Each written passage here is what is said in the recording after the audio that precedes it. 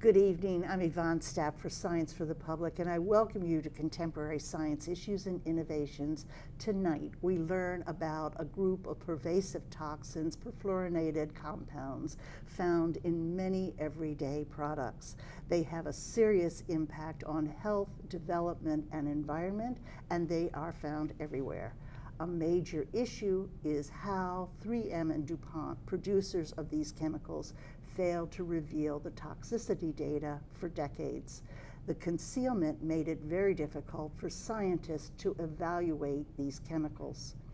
To explain all this, we have one of the leading investigators in this area of research, Philippe Grandjean. Dr. Grandjean is a physician and prominent scientist. He's a professor and chair of environmental medicine at the University of Southern Denmark and also adjunct professor at environmental health at the Harvard-Chan School of Public Health. He's also co-editor of the journal Environmental Health. He's also the author of Only One Chance: How Environmental Pollution Impairs Brain Development and How to Protect the Brains of the Next Generation. As an international expert on the impact of numerous industrial toxins on brain development and neurodegenerative diseases, Dr. Grandjean and his research colleagues have over the decades urged the medical community and regulatory agencies to address many urgent toxin issues. Recently, Dr. Grandjean published an editorial in the Environmental Health News about 3M and DuPont's concealment of data on perfluorinated compounds, and this article has been widely cited in the media. We are most fortunate to have him with us tonight to discuss the issue and give us the facts. We're very honored to welcome Dr. Philippe Grandjean. Welcome. I'm happy to be here. So, Dr. Grandjean, could you give us a little background to start with? What are these chemicals and what are they found in? Well, chemically, it's like a chain of carbon atoms that are bound together, and then that molecule is wrapped in fluorine. So, it's a very tight bonding, and that means that the molecule is essentially resistant to even acids and ultraviolet light, etc. Good heavens, yes. So they are very persistent in the environment and in our bodies. Yeah. So if we are exposed to these compounds, we tend to keep them in the body for many, many years.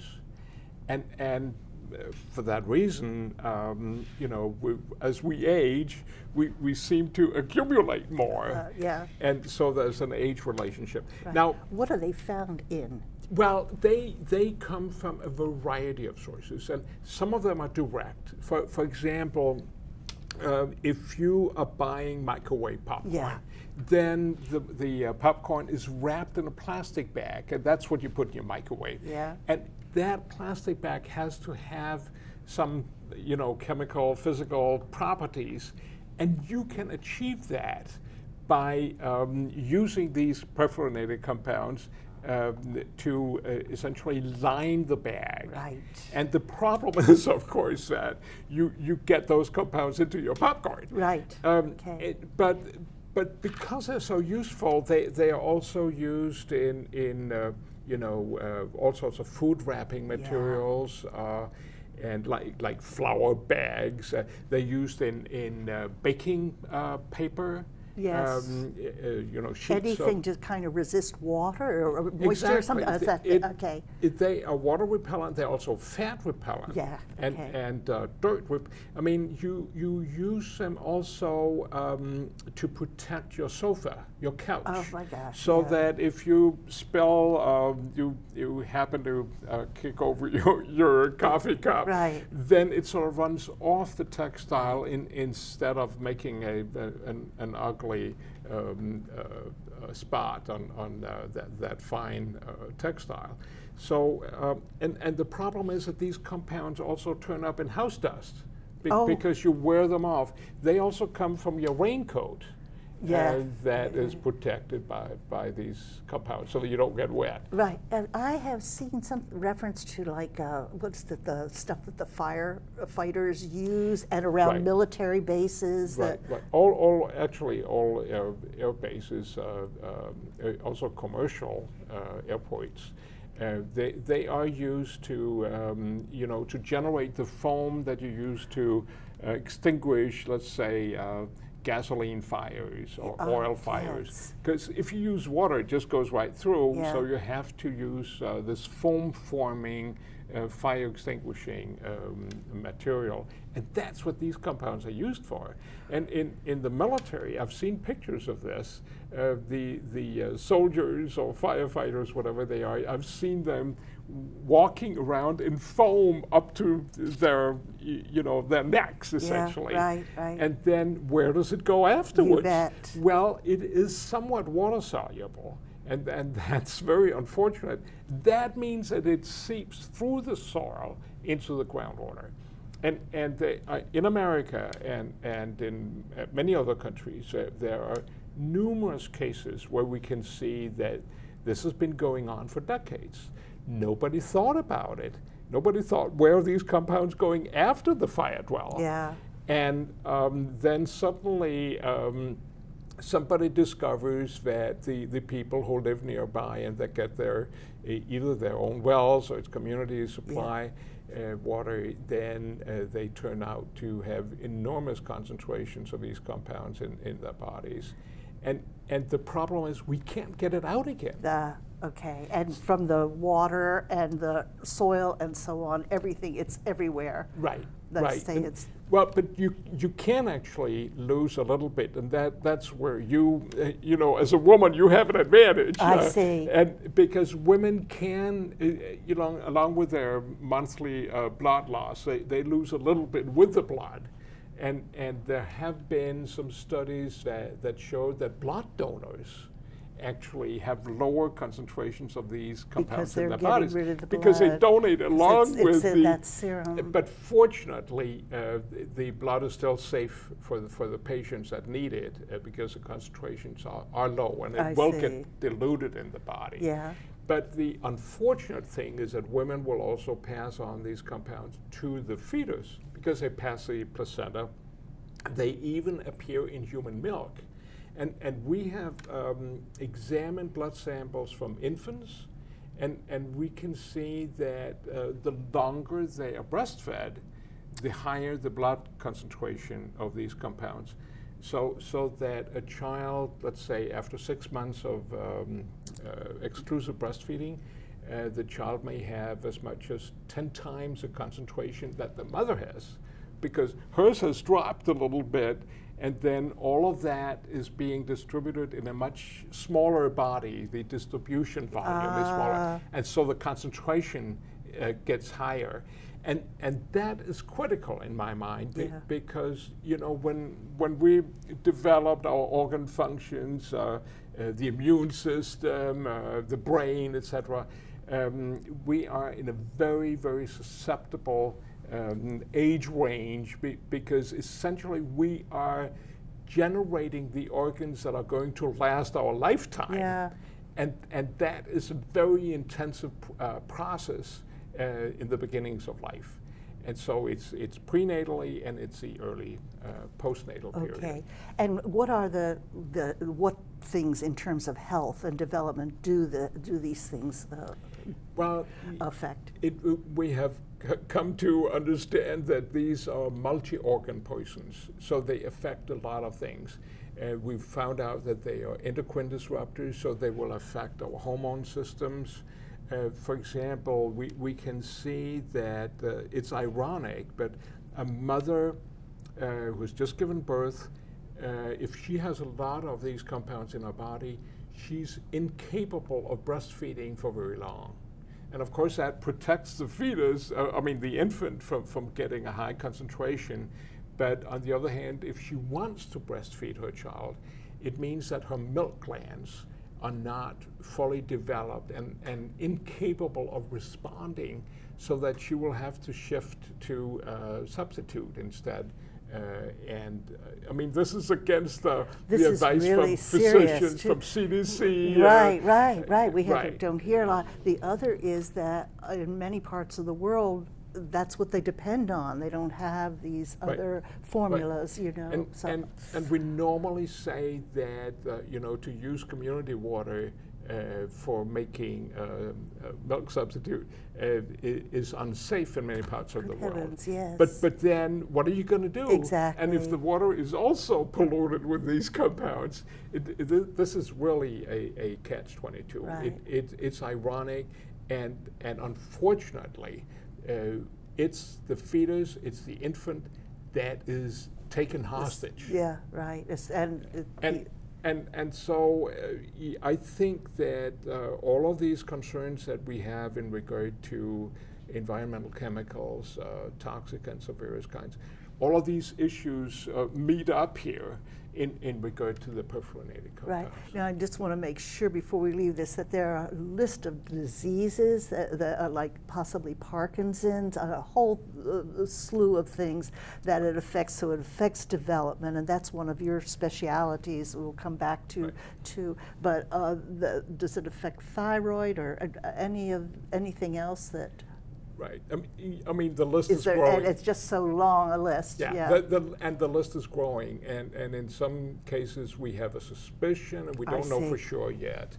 But I talked to you about breastfeeding, and let me just mention another example. We have been looking at metabolism in adults, and it looks like that if you have more of these compounds in your body, you're more likely to develop diabetes, what we call type 2 diabetes. Which is epidemic in this country. Of course, and it, you know, we have a diabetes epidemic.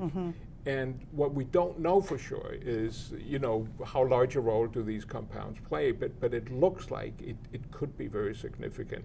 And related to that, it also seems that these compounds interfere with your metabolism, so that you have difficulty losing weight. I mean, if you're trying to get your weight down a little bit, a study that was published very recently, in which I participated, we showed that people who had been through a diet with calorie restriction and managed to lose weight, those people who had a lot of these compounds in their blood, they fairly rapidly gained back that weight. While those who are low with these contaminants, they had a better chance of keeping the weight down. So we think that this could be part of the explanation. We know we have an obesity epidemic, and it's kind of strange because we also know that because we've been preaching that you know you need to eat healthy, and people exercise. We still see there's more obesity, and so the concern is that these compounds are actually making the situation worse. Just on that, the fact that you see so many children who are obese, and that's unusual to have that early in life. Do you think that might be related also, that it's not just what they're eating? I mean, well, it is what they're I certainly eating, do. I certainly do. Because there are studies where we can see that the exposure to these compounds prenatally or in early life are associated with the children gaining weight with a higher BMI, body mass index, or later on we can see that they have difficulties metabolizing the glucose, so they tend toward developing type 2 diabetes at an early age. And I mean, this is a concern that we may not see everything during the time span. I mean, if we're lucky, we get a research grant for 5 years, but maybe we have to follow this up for much longer time. A lifespan at this point with something like this. Right. And what we hear is that the regulatory agencies, they'd like to have solid documentation. And if all we have are little pieces of the jigsaw puzzle, and we think that this fits into a particular picture, and we're very concerned about it, then in my mind, if we're talking about lifetime effects, that we are affecting essentially the youngest generation for a lifetime, we got to be more upfront, trying to control that to secure a healthy life for the next generation. But we're sort of looking at this in the same way as we have been looking at acute poisons, where it's much easier to get the evidence. And we still have, the bar is high. Yeah, right, I can understand. And it's hard for us to live up to that kind of a proof, and therefore it's an ongoing battle. Right. One more thing is, did I read in that the environmental health news, the editorial, or one of your other articles, that this affects immunizations as well? Right. It may be the most sensitive body function, the immune system, and what we essentially did, because we are immunizing our kids, this is like an intervention that everybody gets, and they get the same dose at about the same age. And therefore, it's very meaningful to measure the antibody concentration. So if you get a tetanus shot, the immune cells will develop antibodies that are specific for tetanus. And so, and we have an assay to measure that. Yeah. And what we could see was that with these childhood immunizations, if the concentration of perfluorinated compounds is doubled, then the child loses about 50% of the antibody concentration.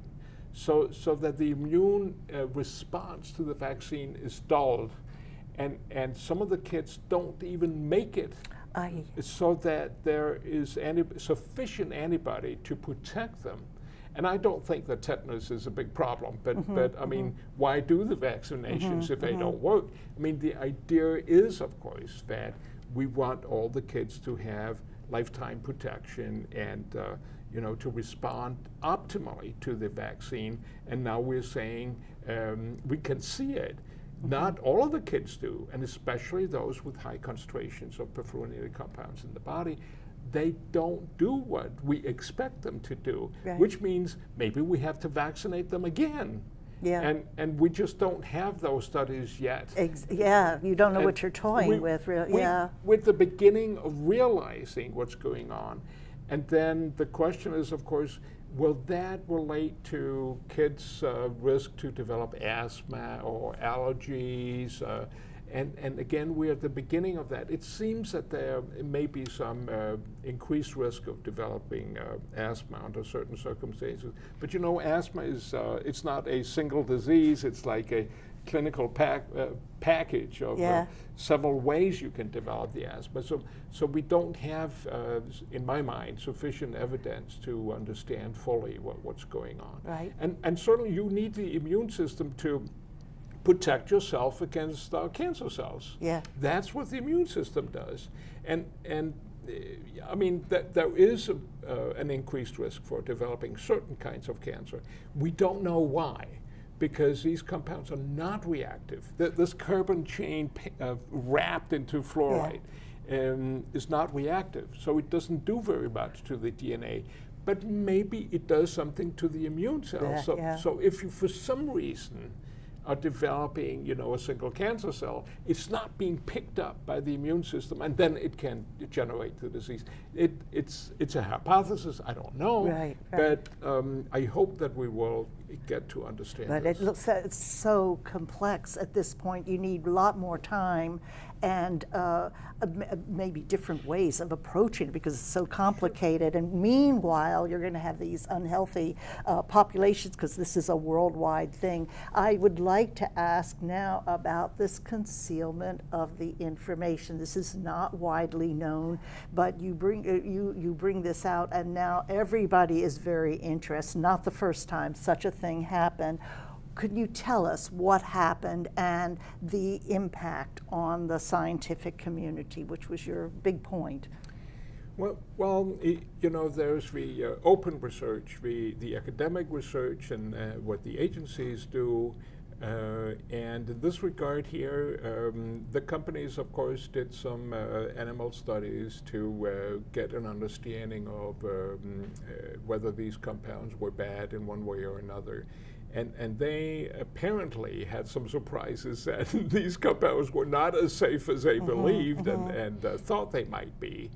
And so we don't know very much about it because the Environmental Protection Agency realized, with many years of delay, that this information existed. And supposedly, the companies should have reported this to the EPA and didn't.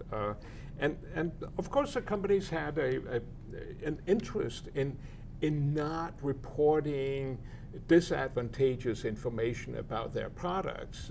They were eager. They had excellent chemical and physical properties, and they were very useful for certain purposes. So why mess up the marketing strategy with information? Oh, by the way, don't drink this stuff. Yeah. So they had their own interests in this. And I understand that the EPA then fined or they charged companies who had been doing this without reporting it because this was not in accordance with the Toxic Substances Control Act. So information existed. And what has happened lately is that there have been some lawsuits. And in that regard, the courts have released information about some of the documents that surfaced in connection with the discovery phase of these lawsuits. And that has now revealed to us, and maybe it's just the tip of the iceberg, I don't know. Yeah. But at least we can see that, for example, with the immune system, there was a study done in 1978 that showed that the immune system was very vulnerable to perfluorinated compounds. And nobody knew about it. Outside the private sector. And therefore the research was not done. And what happened to make this even worse was that when the EPA and other agencies started worrying about these compounds after the year 2000, when some of this information came out, then they didn't even use that information. I was on a panel for the European Food Safety Authority on perfluorinated compounds. And all that we were told was that there was a single animal study on perfluorinated compounds, and that was not very scary. We didn't see the study from 1978, even if it was in the public domain. Right. So it was not formally published in a journal or in Yeah. a book, Right. but the report existed Yeah. and could have been retrieved from the EPA. You bring up that a court case brought out the evidence, but as a very prominent scientist who spent his life working on this kind of stuff, not having access to that information really seems like it handicapped you and your colleagues and set you back. What does it take? It takes like a lawsuit to obtain the information. Is that it? It's ironic. I don't have the answer, Yeah. but I can tell you my personal feeling, Yeah. because we thought in 2012, when we published a paper on immunizations in a large number of children, we could see these highly dramatic losses of antibodies. We thought that we had made a scary and important scientific discovery. Now, what I didn't know was that the EPA actually had in their files this monkey study from 1978 that discovered the same thing 30 years before I got there. Yeah. And so it was really a rediscovery. And in a way, hey, we worked really hard. We followed these kids from the moment they were born. We got blood samples from the umbilical cord, and then we followed them up. I think these, the data, they were from ages 5 and 7. And so you can imagine that's a long time span. Right. And so we worked very hard to get this information, and then recently I was told that, oh, there is this monkey study that showed the same thing in 1978. And you needed to be working on this. That would have been extremely helpful to, if there was an indication that you knew about before 1980, you would have had at least 20 years to be working on this stuff, more than that, you know, to be working on, to follow children. Exactly. I mean, we were naive in that we thought that these compounds were stable and not reactive, and therefore we thought that they're probably not toxic. And that was, of course, also what the industry wanted us to believe. Right. On the other hand, we work to further public health. Yeah. And since these compounds are stable, they accumulate in the environment. Yeah. They are now in our fish. Yeah. They are in the drinking water across the nation. And not everywhere, but in many, many places, very high concentrations. And we just can't get them out of there. So because this information was not available to us, and the agencies didn't push us out as they perhaps could have done, this information was sort of kept in the background. And you know, my colleagues and myself, I mean, we had no idea. Right. And so there's number one, there's a sort of loss to science in that we put back in time with this delay, but there is also a consequence to public health, because now we're realizing that we have a problem. But you have those compounds in your blood. That's right, everybody. But as a physician, all I can do is to tell you the bad news. I can't tell you I write this prescription and then you know, take these pills for a week and you'll be fine. There's no way I can do it. Exactly. My impression is that these agencies, the protective agencies, which are under attack here now, with the kind of a political mentality that we don't need regulations. So that's going to be one handicap. But my impression from you is that scientists really count on these regulatory agencies. So the two things, is that true? It's hard, you really count on them getting information for you from industries. Secondly, is this a worldwide problem, like in the EU nations? Denmark is very progressive. Sure. It's just, do you have the same problem? Let me take the first thing first. Certainly when we rely on EPA, and EPA has done a great number of fantastic things, like making sure we're not adding lead additives to gasoline. But it took a long time. Well, and we can see that the EPA did rely on science, and there's now a movement from the EPA that they want to put restrictions on the kind of science that they will rely on in the future. And I mean, if those rules had been in place 30 years ago, we would still have lead in gasoline, and we couldn't have done all those things. So I think that's, I simply don't understand it. I mean, it's beyond me. How can anybody propose something like that has come from the EPA? So, but that poses a new question to me, and that's where I feel uneasy. Because if the EPA is not doing it, protecting public health, should I do it then? I mean, should I stand up and be, you know, get on the barricades and be more aggressive in this regard?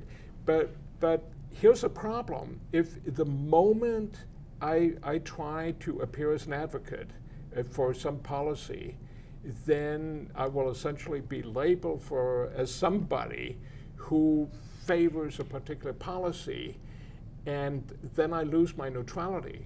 I mean, I want to be an impartial scientist, because that's the only way I can convince you as a taxpayer. I can convince, hopefully, the EPA, the private sector, to the extent that they are accept academic research as documentation.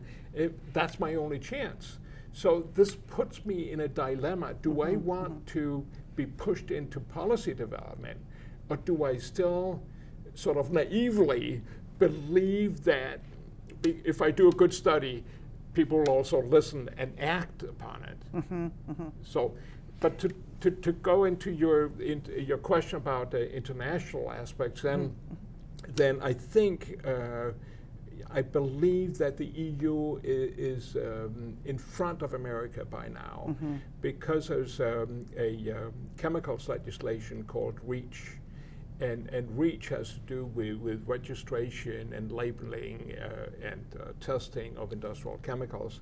So we are also in the EU testing chemicals that have been in use in the past, before these legislations started, were enacted. But in this country, it's happening. You know, they're supposed to name like 10 compounds at a time, and with thousands of compounds around us, then I mean, we have a huge job in front of us. My hope is that because we're dealing with internationalization and globalization, my hope is that the country or the European Union, whatever, that has the strictest regulation, that they can help inspire that to become more international. Because my understanding from talking to people from the private sector, they're not interested in different legislations in different countries. They want to be able to market their, you know, let's say cosmetics, or let's say house paint. Popcorn bags. Yeah, they don't want to make a particular product, let's say eyeliner. In the EU that is in compliance with EU legislation, they want to have the same eyeliner across the board, so that they can export this from America to the EU and vice versa. And I think that we somehow need to insist that science should, let's say, serve as documentation for the strictest appropriate legislation, and that we're not aiming at let's say becoming serving the let's say the U.S. EPA or the FDA, the Food and Drug Administration, but that we are dealing with international problems here. We're dealing with global health. We're dealing with the perfluorinated compounds. They are all over the world. They are, I mean, they are prominent in Australia. They have huge problems with near the military airports, for example, in Australia. They are a big problem in China, in Japan, all of the countries that have published about this. I've analyzed blood samples from West Africa. They're full of perfluorinated compounds, simply because our gum wrap or our everything is it's in everything. Not necessarily microwave popcorn, but all of these products are also reaching fellow human beings in Africa or Oceania or Lapland, whatever remote countries. They reach Greenland because they are in the marine food chains. So if the Greenlander is eating salmon or seal or whatever that they harvest from the sea, they get perfluorinated compounds. The highest concentrations that have been measured are in polar bear liver. And the polar bears are not sitting on treated couches. They're not using rain gear. They are not using microwave. Exactly. But it's just everywhere. And this is a result of the global pollution. And I think that we saw it with DDT. That this, which is a very stable compound, we realized this is fantastic. We only need to spray against mosquitoes, let's say once a year or every second year or something like that. And now these compounds, we use them to protect our couch and our wall-to-wall carpet, and it will protect it for a very long time, and maybe you have to spray it once or twice later on. But we are paying a price for this, or rather, You and I may pay a small price, but it's the The next, young the youngest generation generation. is gonna They suffer. are paying a very severe price that may not be obvious at this point. Yes. I am sorry that we are out of time. This is really wonderful information. I appreciate so much your coming in and talking to us, and I wish all the best to you in terms of the research. It must be very trying for the scientific community, very frustrating to deal with this kind of thing. But it's a pleasure to be here with you. Oh, thank you. And to meet such an understanding We're interviewer. understanding. Okay. Thank you so much. It's a pleasure. Thank you.